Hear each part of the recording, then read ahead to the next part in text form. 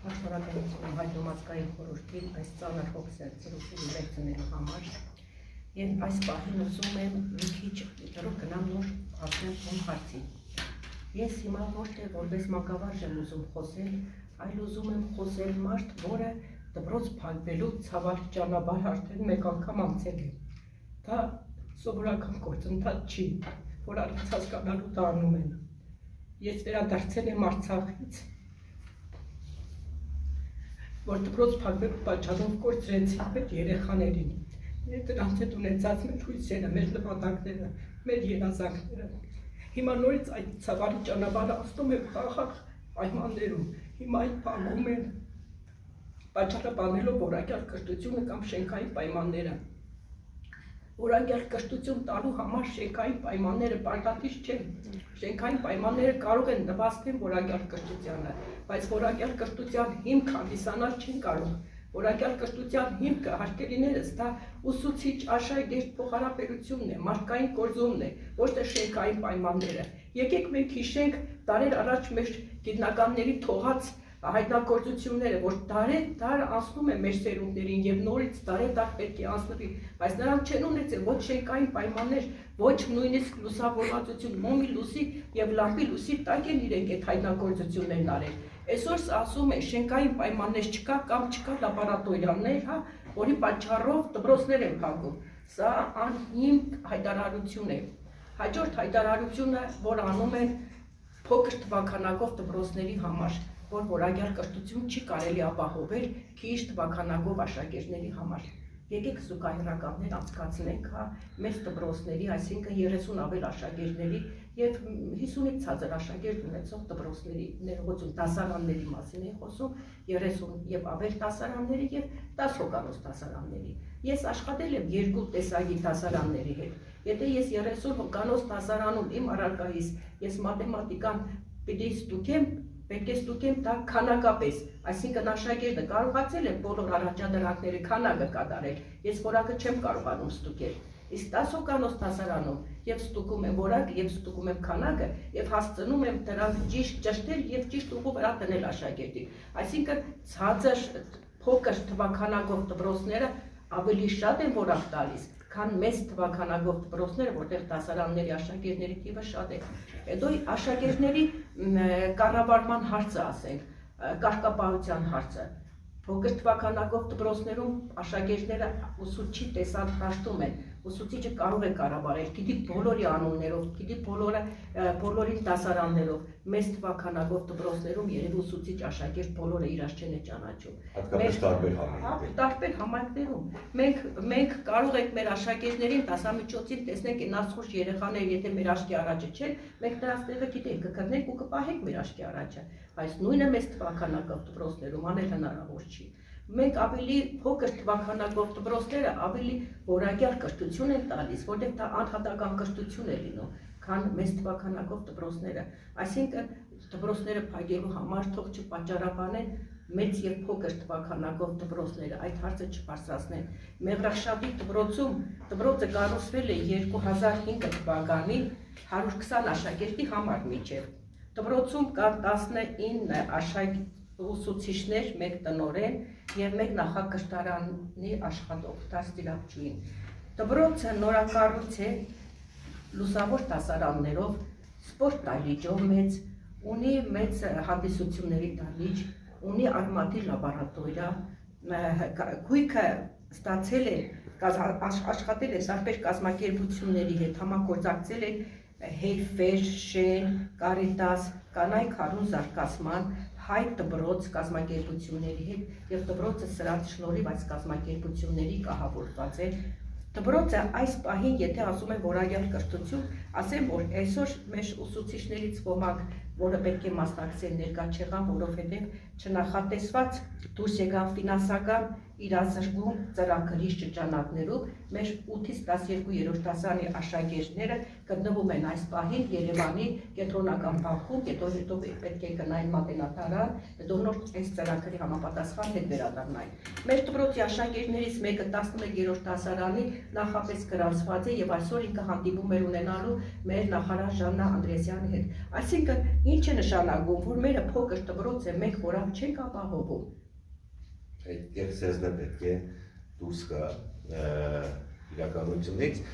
Կներեք, ես այստեղ տեղին ավելացնել, հիմա ազգային կրթության խորհուրդը նաև հետազոտություն է իրականացնում այդ ընդրակային մեխանիզմները, ոչ միայն խնդիրներ բարձրացային, այլ լուծման մեխանիզմները եւ միջազգային փորձ են ուսումնասիրում սկանդինավյան երկրներում, Կանադայում, օրենքի ուժով պահում են 14 հոկանոց, 12 հոկանոց դպրոցներ։ Սա միջազգային փորձի օրինակ եւ այն միֆը, որ արտասահմանում են այդպես արել, դա նույնպես կեղծ թեզ է։ Այսինքն մեզ մոտ խնդիր է առաջացնել հետեւյալ վերաբերմունքը։ Ամեն տեսակի կեղծ թեզեր շրջանառվում են արտարացնելու համար ճակերտների մեջ այս գործընթացը եւ սա լուրջ մտահոգության պատճառ է դառնում, թե ինչու են գործում ամեն գնով արտարացնել այն գործընթացը, որը թե անձն աշխով, թե մասնագիտական խորը դիտարկման արդյունքում հանգեցնելու է յուղերի դատարկմանը։ Խնդրեմ Նեստիսյան, ձեր խոսքի մեջ ասացիք, որ Երևանում ինչ-որ կառավարությունից ասել են, որ երեխաները 3 կիլոմետր ինչ-որ գնում են ճանապարհ դպրոց հասնելու համար, բայց չէ, որ երեխան 3 կիլոմետր ճանապարհն անցնում է իր համաձայնությամբ։ Հնարավոր չի, որ իր բնակության վայրին մոտ դպրոց չլինի։ Այսինքն ծնողը որոշում է, որ պետք է անցնել 3 կիլոմետր, կամ 30 կիլոմետր։ Ինքը ծնողն է որոշում տանելու, բայց ինչու մեր դեպքում թույլ չեն տալիս, որ ծնողը որոշի, որ այդ դպրոցը կառուցում եք բյուրագնում, ծնողներին հարցրել եք, որ երեխային տեղափոխում եք բյուրագն դասերը շարունակելու համար, թե տանելու է ուրիշ դպրոց, չէ՞ որ դա ձեր իրավունքը չի, դա ծնողի իրավունքն է։ Ծնողն է որոշում իր երեխան որ դպրոցում պետք է սովորի։ Մոտավորապես քան կիլոմետր է։ Գիտեք ինչ, կիլոմետրը չեմ կարող ասել, որովհետև սարով գնում ենք, ձորով գնում ենք, ցեխերի միջով գնում ենք, վախենում ենք կողաշրջվելուց, որովհետև բոլորովին վերջերս որ շատ փողոքեցինք փոսալցումների համար, վերեցինք ավելացրեցին ու ավելի վատ վիճակ դարձրեց մեր երթևեկությունը։ Այսինքն մենք մնում ենք Մեղրաշատ բյուրագն ճանապարհին, մեքենան անանցանելի է լինում, մենք մտնում ենք ողջի Մեղրաշատ ճանապարհին ծմրան փոթորիկների ժամանակ, մենք այդտեղ է լինում անանցանելի, որ ուսուցիչներից իջնում ենք, մեքենան հրելով դուրս ենք բերում, որ գնանք դասի հասնենք։ Ու հիմա ասում են, որ դպրոցները փակում են, լավ չենք աշխատում։ Մի հարց կարելի է, մենք այստեղ խոսում ենք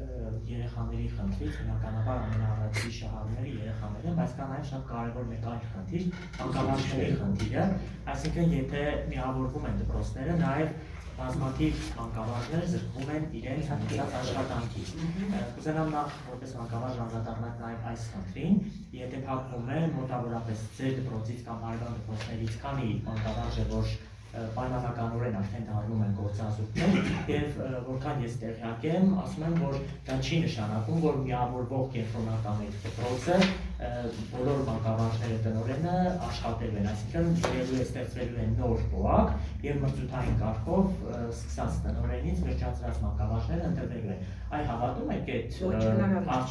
արտահայտությանը, որ իսկապես դուք կամ մյուս մանկավարժները կարող եք ասել դպրոցը 3 համայնքները ողջին, Մեղրաշատը եւ Բյուրակն է։ Եթե բոլոր երեխաները առանց բացառությունների գնան Բյուրակն ուսումը շարունակելի, այսինքն ամեն դասարաններից նորից 1-1 հատ կլինի։ Ավելին չի լինի, 1-1 դասարաններ։ Նույն ժամանականակը կլինի։ Այդ 1-1 դասարանով ինչպես կարող են 3 դպրոցի ուսուցիչներին տեղավորել աշխատանքի։ Դա բացառված է։ Դա հնարավոր չի։ Եվ յուրաքանչյուր ուսուցիչ այս պահին, մեր դպրոցի ուսուցիչները, բոլորը Մեղրաշատի ուսուցիչները, բոլորը մասնագետներ են, բարձրագույն ուսումնական հաստատություն ավարտած մասնագետներ են, երկար տարիների փորձ ունեցող, որոնցից իս մոտ թվային տվյալները կար հիմնականում գյուղաբնակ 19 աշխատողներ ունեն գյուղաբնակ եւ տեխնիկական մասից եւ ուսուցիչներից 19 գյուղաբնակ են, ընդամենը 6-7-ը են երթևեկում, մնացածը գյուղաբնակ են, այսինքն իրենք չեն պատրաստվում իրենց երեխաներին բյուրակ ընտանեն, ես իրենց խոսքն եմ ասում, երբ իրենք իր ճանապարհեցին, թե դպրոցը դասապրոցեսի ընթացքում էր, բոլոր չէին կարող այլ, ասի որ իրենց անունից էլ ասեմ, որ նրանք դեմ են դպրոցները փակելու, նրանք իրենց երեխաներին, իրենց սեփական երեխաներին տանելու են քաղաք, Գյումրի են բերելու, ոչ թե բյուրակը։ Եվ մեծամասնությունը ծնողների, երբ առաջի անգամ մեկ լսեցին դպրոց փակվելու հայտարարությունները, ծնողները գնացին մարզպետարան, դատարեցրին, այդ օրը երեխա չուղարկեցին դպրոց, գործադուլ արեցին, ծնողները դասադուլ արեցին, գնացին մեքենաներ վերցրին մարզպետարան, բողոքեցին, օգուտ չեղավ։ Հաջորդ նամակ ուղարկեցին կառավարության խորհրդարան, մեր դեպուտատ Մհեր Մերքոնյանի միջոցով, այնտեղից պատասխանեց մեր տիկին Ժան Անդրասյանը, որ փակվող ցուցակների մեջ չէ մեր դպրոցի անունը, վեճ պիտի փակվի։ Այսինքն հաշվի չեն նստում ժողովրդի, իսկ ամենակարևորը գիտեք որն է, կներեք մի քիչ երևի ընթացքը երկար բան եղավ, ումն ամենակարևորն է, որ մեքենան գալիս է Գյումրի, Ողջի, Մեղրաշակ, Բյուրակը, բայց հետ է գնում ուղիղ ճանապարհով, չի մտնում ոչ Մեղրաշակ, ոչ Ողջի, ինքը հետ է գնում ուղիղ ճանապարհով։ Այսինքն եթե ծնող ուզում է դպրոց գա, Բյուրակը գնա իր երեխայի հետաքրքրվելու երեխայի ուսումով, ինքը պետք է գա տրանսպորտով բնական բան է, չէ, 2 ժամ պետք է սպասի, որ հաջորդ երթուղին գա, ու ինքը չի կարող Մեղրաշակ հետ վերադառնա, ինքը պիտի գնա Գյումրի, մի ժամ է Գյումրիում սպասի, որ Գյումրիից գա Մեղրաշակ։ Եվ մի հարց ձեր կարծիքով վախի մթնոլորտ կա այս Մեր դպրոցում չկա։ Չէ, որովհետև մյուս դպրոցներում, միավորվող դպրոցներում մենք զգում ենք, որ դժգոհությունը կա մանկավարժների շրջանում, բայց խուսափում են խոսելուց, խուսափում են արտահայտվելուց, բնականաբար նաև իմանալով, որ գործազուրկ են դառնալու։ Ինչով է սա պայմանավորված մարդկանց մանկավարժների ներքին կարգով զգուշացնում են, որ չխոսեք, չբարձրաձայնեք, թե մեկ այլ հանգամանք կա։ Ես կարող եմ մեր դպրոցի օրինակով ասեմ, մենք դպրոցում մեր տնօրենն Անգել Հակոբյանը երբեք չի արգելում մեզ մեր ազատ կարծիքը հայտնելու։ Ինքը մեզ չի բռնանում, իրական կմեզ չի թելադրում, մենք մեր Դրա համար է ահամացիկ ներկայացում։ Մենք մեր որոշումը կայացնելու մեջ ազատ ենք։ Ես բանը այստեղ 43-48 դպրոցիչներ կա։ Ես պատասխանեմ, քանի որ ազգային կրթության խորհուրդը հետուտությամբ աշխատել եմ, հիմա մենք ունենք հանրագրերը։ Մենք տարկը տվել ենք 5 բնակավայրերից։ Աշոսկից Թավշուտն է, Համասյայից Մեղրաշատն է, Փոքրաշենը, Գետքը եւ Կրաշենը Ախուրյան համայնքից։ Սա մեկնարկն է ուղղակի։ Ամբողջովին կիսում եմ տեսակետը Տալեշյանը, որ կա վախի մթնոլորտ եւ այն միֆը, որ դպրոցները ապաքաղաքականացված են, քաղաքական ճնշում չկա, սա միֆ է, բոլորը գիտեն։ Դժգոհությունը գյուղերում շատ է եւ այս մեկնարկը հնարավորություն է տալու, որպեսզի մարդիկ ազատվեն նաեւ իրենց վախերից եւ իրենց արտարած բողոքը արտահայտեն։ Խնդիրը շատ բարդ է, վիճակագրական մի երկու տվյալ բերեմ, որպեսզի պարզ լինի,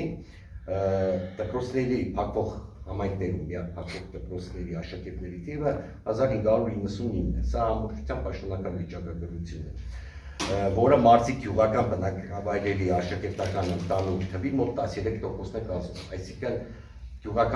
մարզիկ գյուղական բնակավայրերի ավելի քան 1/10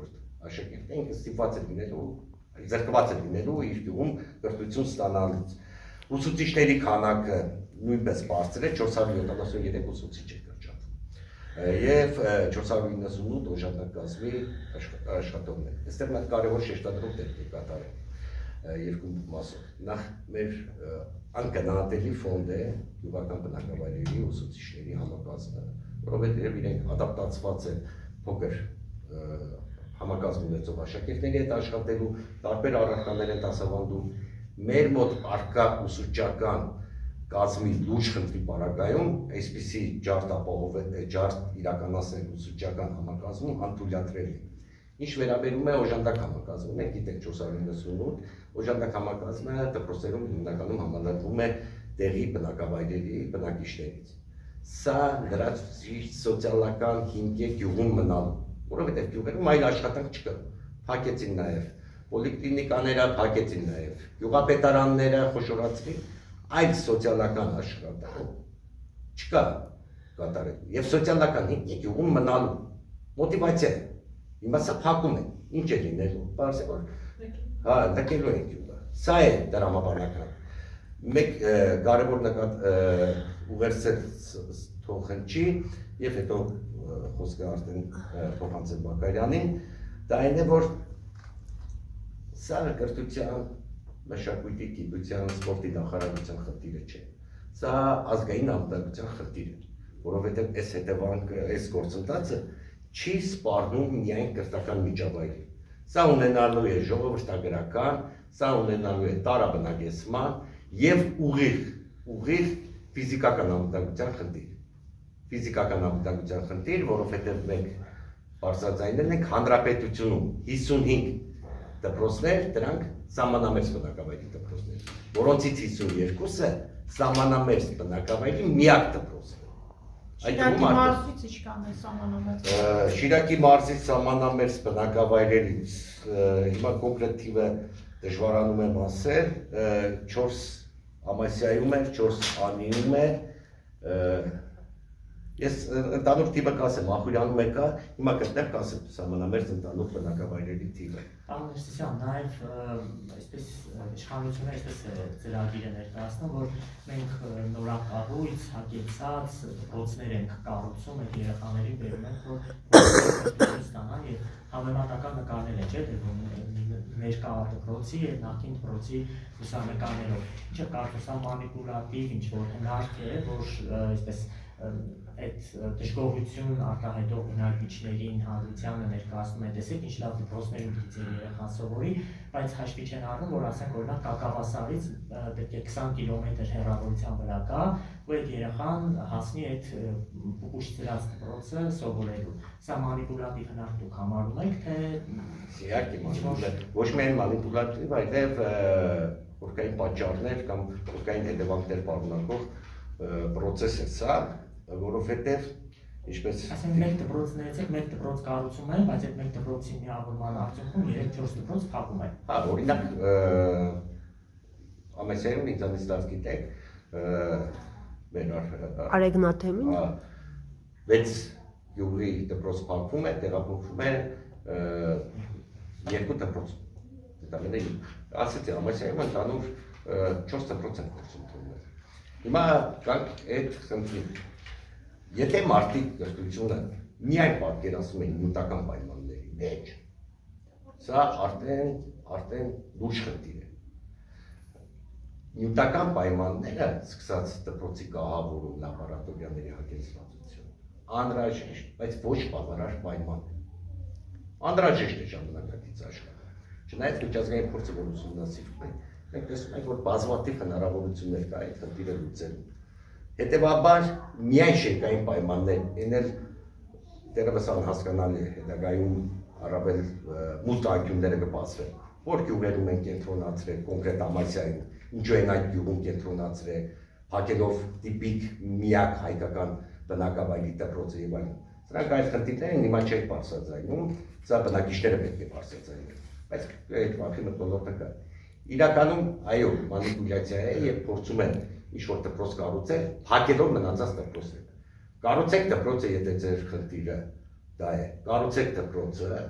լավ բան է, դպրոց կառուցելը, լավ պայմաններով։ Բայց հնարավորություն տվեք գյուղի բնակչի։ Ընտրելու ինքը գնում է այդ դպրոցը 10, որը հասանելի է 20 կիլոմետր կամ 5 կիլոմետր։ Ինքը մնում է իր գյուղում, որովհետև գյուղի միակ դպրոցը ինքը կրթական խնդիր չի լուծում։ Ինքը լուծում է սոցիալական խնդիր, մշակութային խնդիր, ինքնության խնդիր, գյուղի ավանդույթների փոխանցման խնդիր։ Գիտեք, կառավարությունում այս շերտերը հնարավոր չէր տեսնել։ Եվ խնդիրը բերել միայն դներ կրթության տիրույթում կամ կրթության նախարարության տիրույթում ու դպրոցները կառուցվող, կառուցվող դպրոցները, չնայած այդ ծրագիրները ծախողեր, գիտենք, որ 300 դպրոց է կառուցելու, բայց ոնց որ թե 60 դպրոց է բարձրաձայնում, որ կառուցել են,